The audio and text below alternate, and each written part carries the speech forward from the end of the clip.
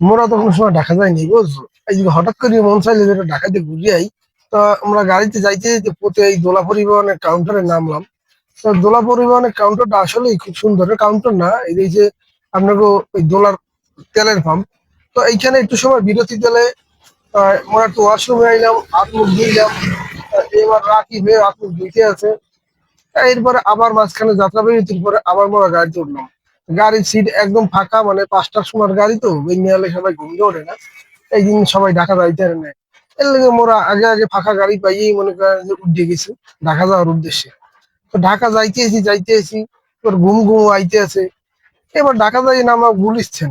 এ কি বাড়িতে হালান নাকি এদের সব আবাসিক হোটেলের কার্ড, এখানে ভাবির হোটেল, খালুর হোটেল, তালুর হোটেল।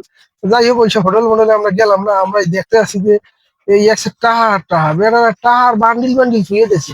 এদিকে মুখ ধরে নাই একটু প্যান কেনার টাহা। মোরা গেলাম যে দুটো প্যান আর দুটো গেঞ্জি কিনে লইয়া মুখ ঢাকা ঢাকা দেখি এই জন্য মোরা দুজনে গেলাম। মোর বাড়িভোগ্য আর মই মিলিয়া। আমার বাড়িভোগ্য আমার কাকি চাচা ঢাকা তো আইলাম, তাই একটু ছবি তুলবেন না?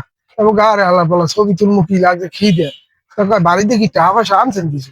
আমি কই, ল আগে তো খাইয়ে লই, পেটটা বাঁচাই লই, এরপরে যা হরি ওর মনে।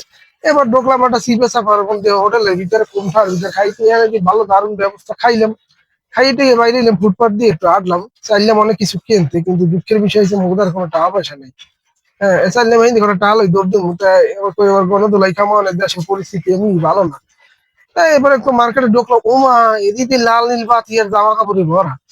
কোনটাতে বেটাগো জামা কোনটা মাথারি জামা এই চিংড়ি সব কালার একরকম দেয়, চকচকে ঝকঝকে।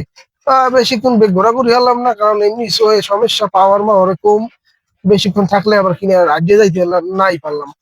তো যাই হোক একটু ডাইনে ভাবে ঘুরিয়ে মুড়িয়ে রাখি, দুটো প্যান্ট কিনলে মোর বাড়ি বুক যায়। মই একটু প্যান্ট কিনলাম। মোরা দুইজন আড়িয়ে কই কই মোরা যাইয়া দেশে যাইয়ে খালি কমু যে মোরা ঢাকা দিয়ে শপিং করে লেগেছি। তো যাই হোক এই নিয়ে যেন বেটা রাখি মোবাইল আর কাবার মাবার বেসে ভেঙ্গি সিটি হালায়।